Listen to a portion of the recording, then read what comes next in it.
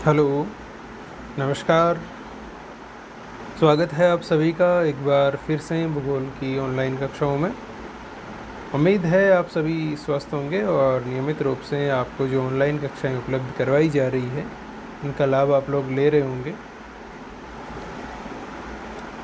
देखिए, अपन बात कर रहे हैं उत्तर काल में या जो पुनर्जागरण काल था इसमें भौगोलिक जो खोजें हुई उनके बारे में, और जो कुछ भौगोलिक यात्री हुए जो यात्री भूगोलवेता के रूप में रहे, इन्होंने क्या खोजबीन की उनके बारे में अपन बात कर रहे हैं। और इसी कड़ी में कल अपन ने मार्को पोलो की बात कर ली थी और आज अपन बात करने वाले हैं क्रिस्टोफर कोलंबस की। तो आप लोग हेडिंग लगाइए क्रिस्टोफर कोलंबस और फिर अपन इनकी चर्चा करते हैं।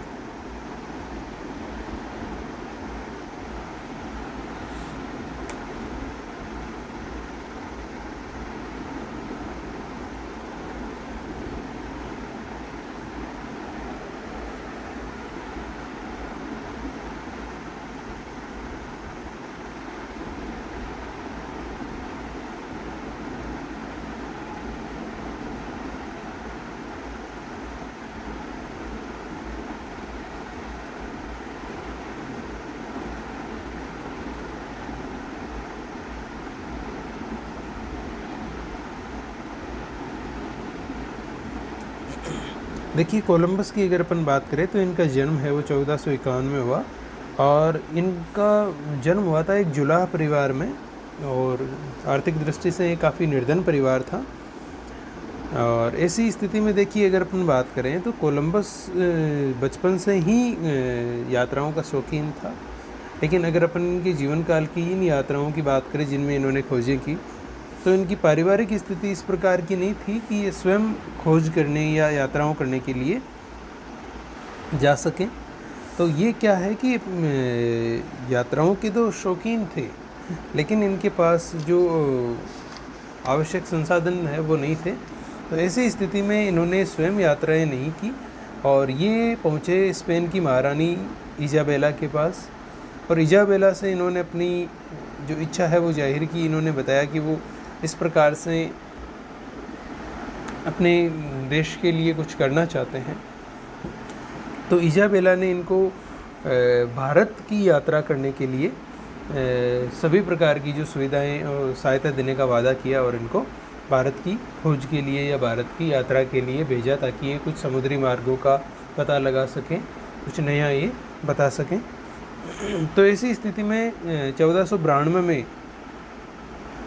कोलंबस ने भारत की यात्रा के लिए शुरुआत की और समुद्री मार्ग से ही भारत के लिए निकले। लेकिन हुआ क्या कि इन्होंने जो इनके पूर्व जो यात्री हुए थे भूगोलवेता,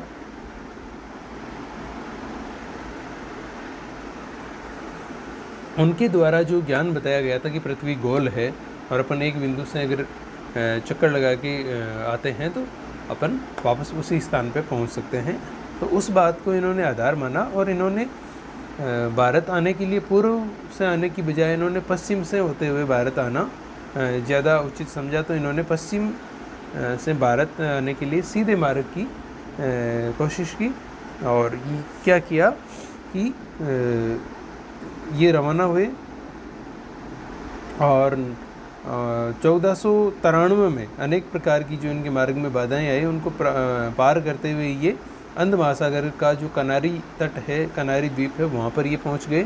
और 1493 में इन्होंने क्यूबा और जमैका की यात्राएं की, खोज की। फिर 1496 में इन्होंने त्रिनिदाद की खोज की और इसके बारे में इन्होंने जो जानकारियाँ इकट्ठा की, यहाँ की प्राकृतिक दशाएँ, सांस्कृतिक दशाएँ इनको एकत्रित किया, इनके बारे में संकलन किया।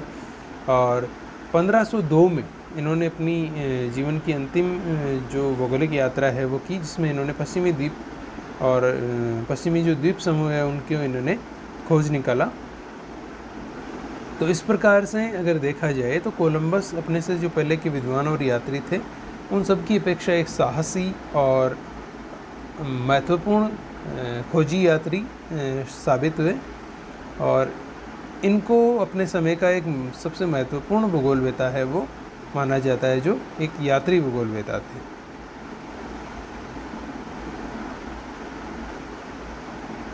ठीक है, तो ये इनके बारे में जो बातें हैं बस आप लिख लीजिए, ज़्यादा कुछ विशेष इसमें नहीं है। लिखिए,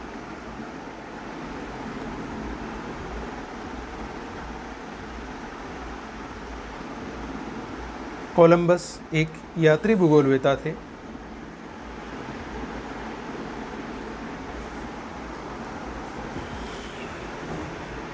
कोलंबस एक यात्री भूगोलवेता थे। इनका जन्म वर्ष 1451 में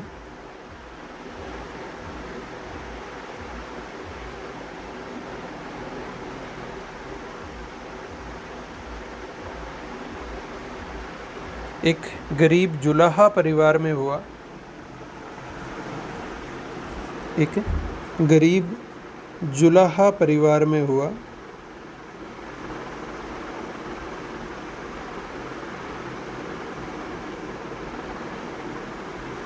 कोलंबस बचपन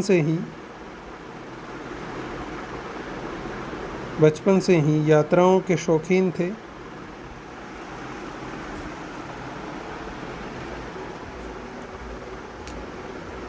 लेकिन इनकी आर्थिक स्थिति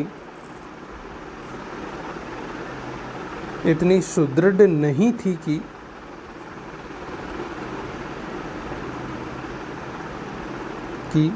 ये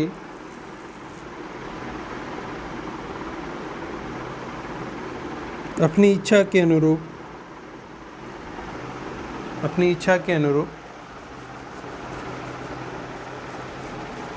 स्वतंत्र तरीके से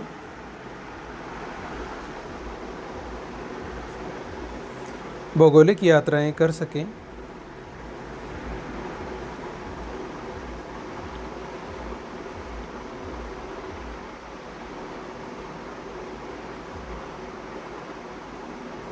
इनकी अपने प्रारंभिक जीवन के समय से ही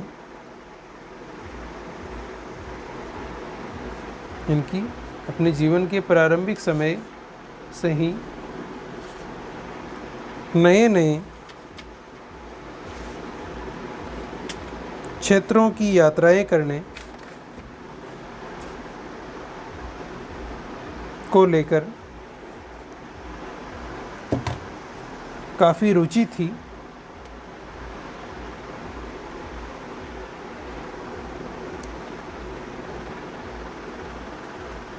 और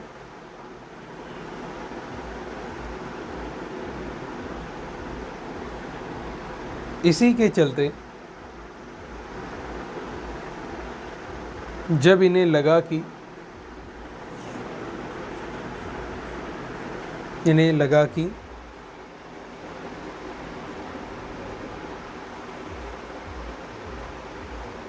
अपनी निर्धनता के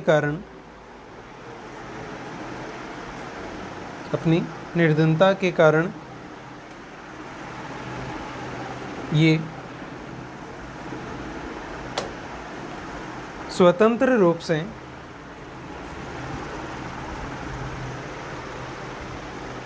भौगोलिक यात्राएं करने के लिए सक्षम नहीं है,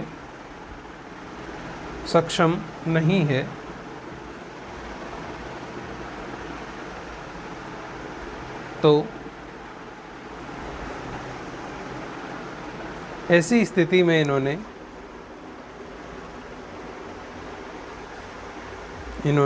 स्पेन की महारानी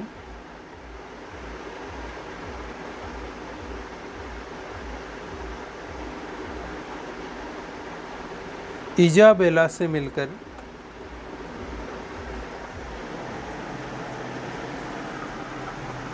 उनसे वार्ता की और सहायता मांगी।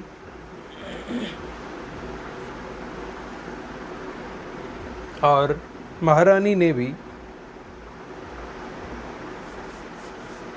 इनसे सहमत होकर इन्हें भारत की यात्रा करने को कहा, भारत की यात्रा करने को कहा और इसके लिए आवश्यक सभी प्रकार की सहायता देने का वादा किया, जिसके चलते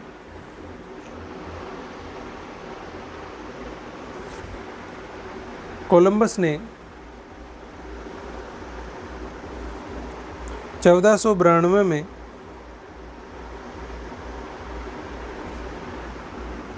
भारत की यात्रा के लिए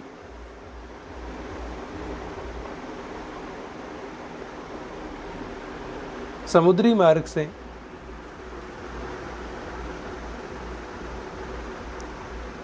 अपनी यात्रा प्रारंभ की, लेकिन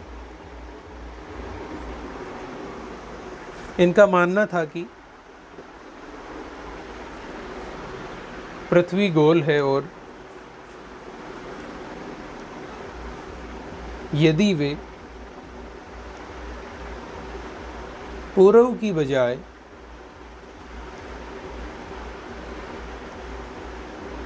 पश्चिम से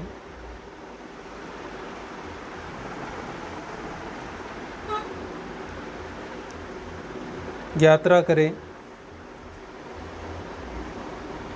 तो भी भारत पहुंच सकते हैं,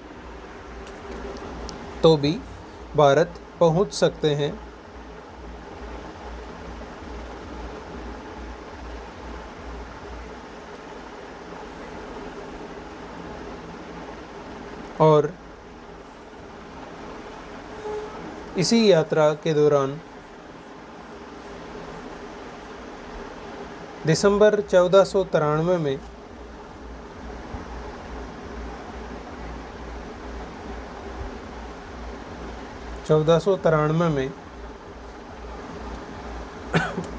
ये अनेक बाधाओं को पार करते हुए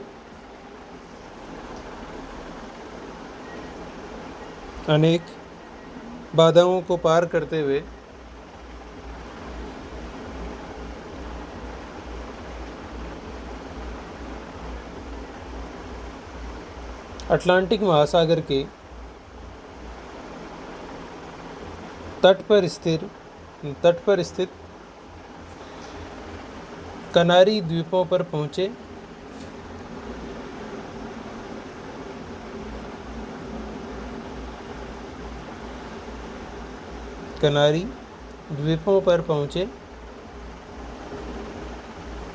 और 1493 में ही इन्होंने क्यूबा और जमैका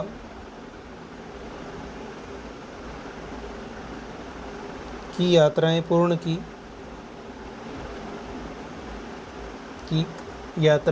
की और इसके पश्चात इन क्षेत्रों की प्राकृतिक विशेषताओं का इन्होंने वर्णन भी किया।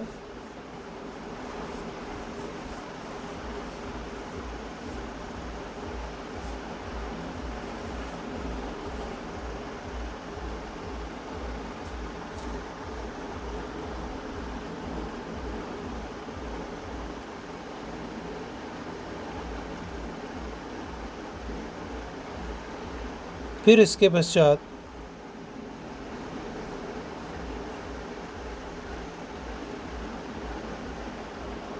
पश्चात इन्होंने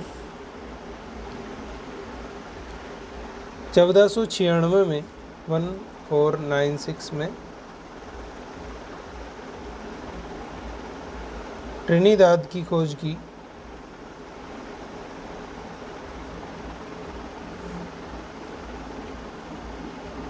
और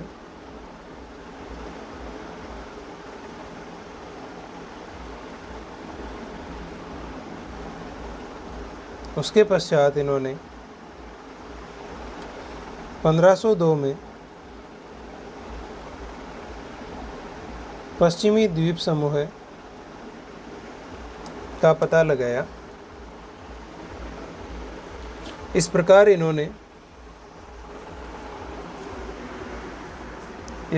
इन्होंने अपने जीवन काल में 4 महत्वपूर्ण भौगोलिक यात्राएं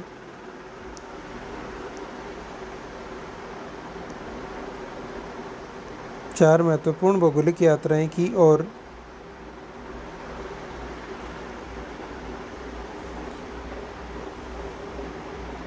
अपने समय के एक महत्वपूर्ण भौगोलिक यात्री कहलाए।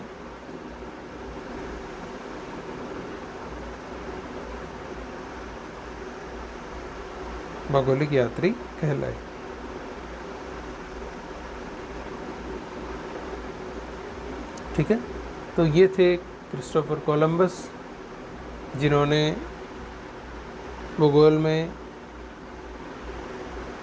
ये अनेक यात्राएं की और नए समुद्री मार्ग भी खोजे और नए जो द्वीप है उनका भी इन्होंने पता लगाया। साथ में अमेरिका की भी इन्होंने खोज की। ठीक है, तो ये कोलंबस का टॉपिक अपना कंप्लीट होता है।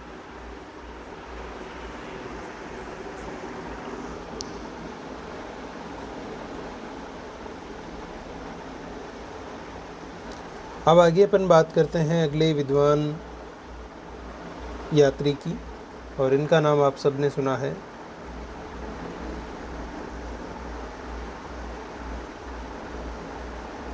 Vasco D gamma. देखिए, वास्को डी गामा का जन्म हुआ था 1460 में और इनका समय माना जाता है 1460 से 1524 तक, और मूल रूप से ये पुर्तगाल के निवासी थे। और अन्य जो यात्री भूगोलवेता थे उन्हीं के समान इनको भी एक महत्वपूर्ण यात्री भूगोलवेता माना जाता है। इन्होंने समुद्री यात्रा के द्वारा भारत आने वाले एक समुद्री मार्ग की इन्होंने खोज की थी। और देखिए, इनकी खोज इतनी महत्वपूर्ण थी कि जो औपनिवेशिक घटनाएं हुई उनके पीछे इनका ये योगदान रहा कि इन्होंने समुद्री मार्गों की खोज की और जो बाहरी क्षेत्रों के लोग हैं वो उन मार्गों से यहाँ पहुँचे। और इनकी भी देखिए स्थिति इस प्रकार की थी कि ये जो यूरोपीय क्षेत्र के जो पुर्तगाली जो नाविक थे उनसे आर्थिक सहायता देकर ये यात्राएं करते थे और नए मार्गों की खोज करते थे। और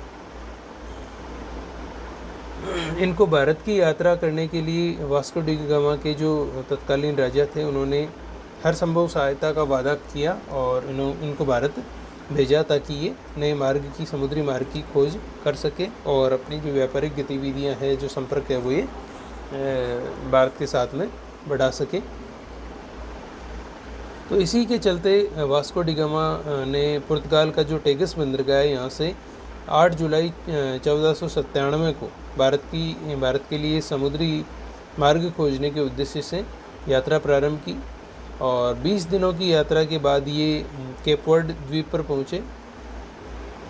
केप वर्ड द्वीप पर पहुँचने के बाद अपने जो सहयोगी थे उनके साथ ये दक्षिणी अफ्रीका महाद्वीप का जो समुद्री तट है, जिसको अपन उत्तम आशा अंतरीप कहते हैं, ये वहाँ पहुँचे। और यहाँ से इन्होंने हिंद महासागर, जंजीबार और अरब सागर को पार करते हुए 1498 को भारत का जो पश्चिमी तट है यहाँ पर स्थित जो कालीकट बंदरगाह है यहाँ पर ये पहुँचे।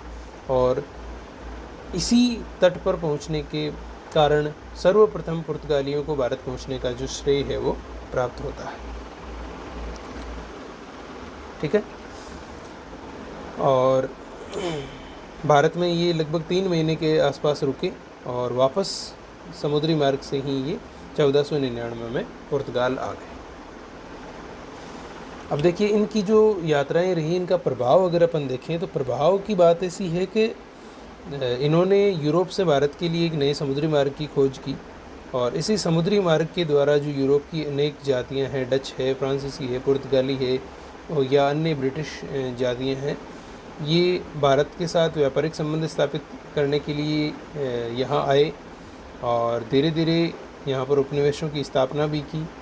और वास्को डी गामा ने समुद्री मार्ग की जिसकी खोज की थी, उसी के चलते जो पूर्वी देश है यहाँ पर उपनिवेशों की स्थापना भी हुई। तो इस प्रकार से अपन कह सकते हैं कि वास्को डी गामा एक अपने समय का साहसी यात्री था, जिन्होंने अनेक प्रकार की जो प्राकृतिक कठिनाई हैं इनको पार करते हुए नए जो समुद्री मार्ग हैं उनको खोजा, उनका पता लगाया। ठीक है, तो लिख लीजिए इसके बारे में आप। देखिए, वास्को डी गामा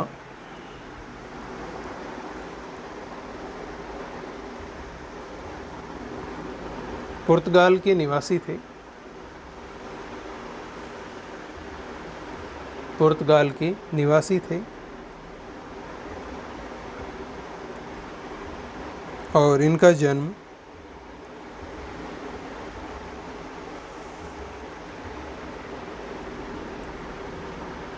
1460 ईस्वी में हुआ।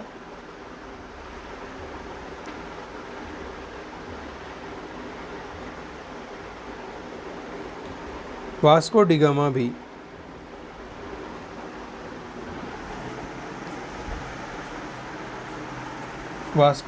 भी कोलंबस की ही तरह एक यात्री भूगोलवेता थे, जिन्होंने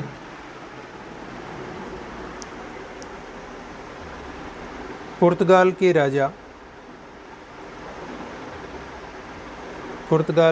राजा से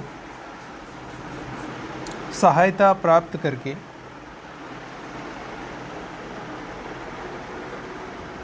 भारत के लिए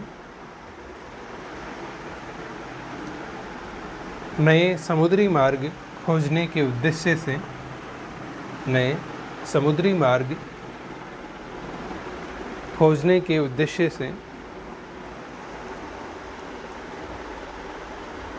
अपनी यात्रा प्रारंभ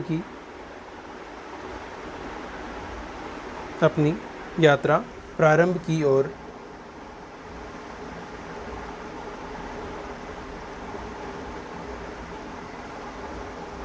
इन्होंने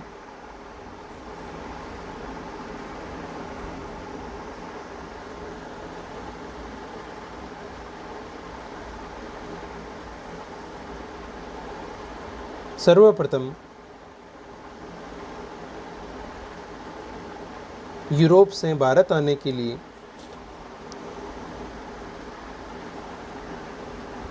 समुद्री मार्ग की खोज की।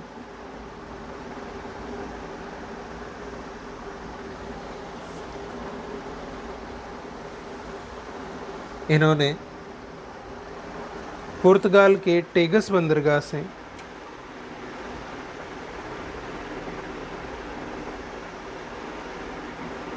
पुर्तगाल के टेगस बंदरगाह से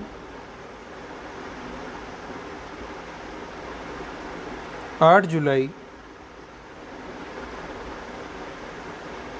1497 को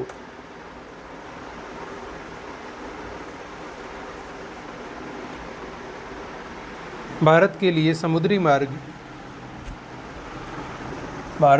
समुद्री मार्ग की खोज करने के उद्देश्य से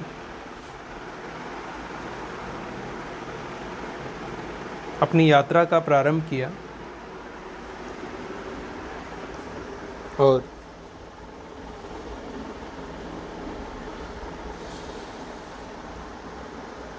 यहाँ से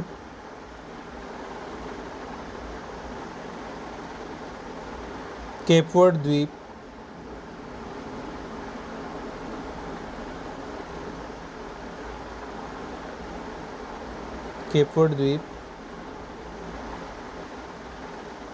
उत्तम आशा अंतरीप, उत्तम आशा अंतरीप,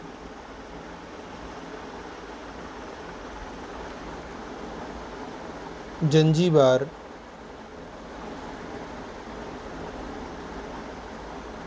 अरब सागर,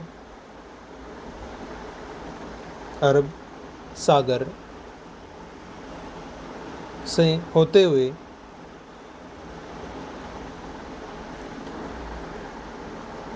चौदह सौ अट्ठानवे को ये भारत के पश्चिमी तट पर स्थित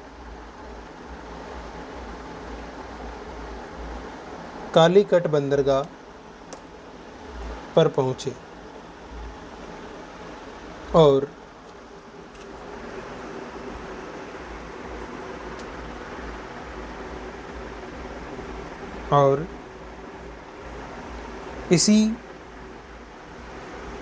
इसी के चलते सर्वप्रथम पुर्तगालियों को भारत पहुंचने का श्रेय मिला। वास्को डी गामा लगभग 3 महीने भारत रुके और इसके पश्चात ये पुनः पुर्तगाल लौट गए।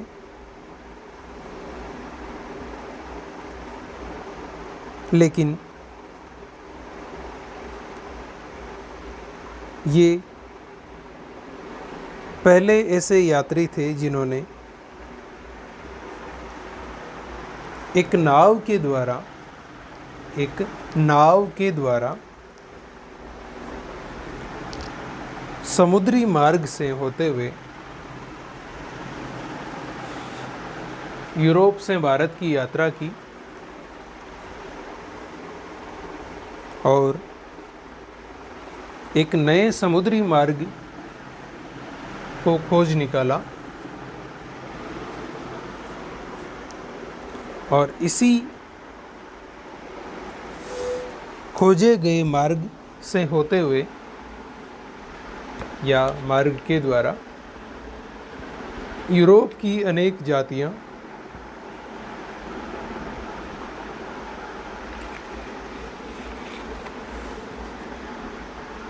जैसे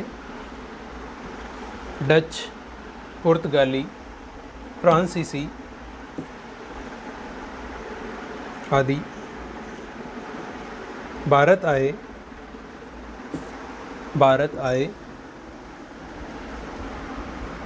और भारत के अलावा अन्य पूर्वी देशों से भी इन्होंने व्यापारिक संबंध स्थापित किए। साथ ही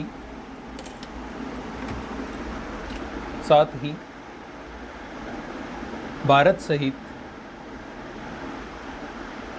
अनेक देशों में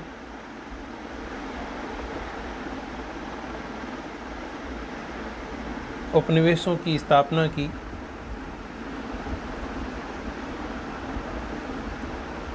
और वास्को डी गामा का खोजा गया यह समुद्री मार्ग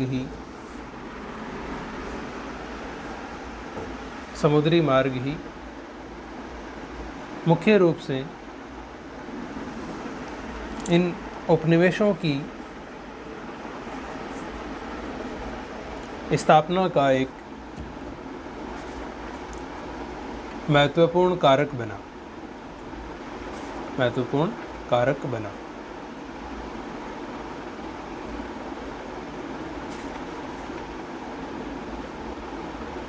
ठीक है,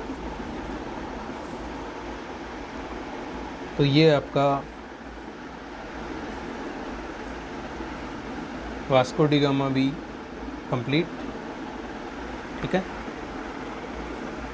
तो आज के लिए इतना ही। बाकी के जो बिंदु है उनकी चर्चा अपन अगले वीडियो में करते हैं। तो धन्यवाद आप सभी का। उम्मीद है आप लोगों को समझ में आ रहा होगा। तो कल फिर मिलते हैं बाकी बिंदुओं की चर्चा के साथ। तब तक आप अपनी सेहत का ध्यान रखें और अपनी पढ़ाई करते रहें।